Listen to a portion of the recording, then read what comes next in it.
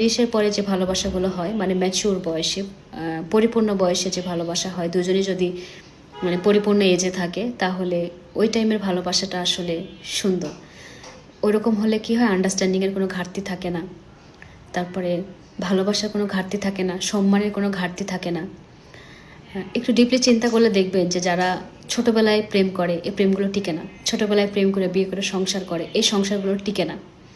কিন্তু ম্যাচিউর এজে এসে প্রেম করলে ভাঙার সম্ভাবনা কম থাকে, সংসার ভাঙার সম্ভাবনা কম থাকে। আমি গড়ে বলছি, কিছু কিছু থাকে এক্সেপশনাল কখনো এক্সাম্পলের মধ্যে পড়ে না।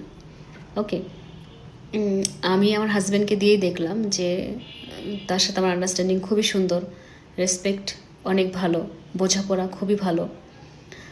সো আমার মনে হয় যে ম্যাচিউর এজের ভালোবাসাটাই সুন্দর, আর এটাই হচ্ছে রিয়েল লাভ। এখন মনে হয় কী করে আসছে জীবনে, নিজে থাপড়াইতে ইচ্ছে করে যে কার জন্য কি করে আসছি।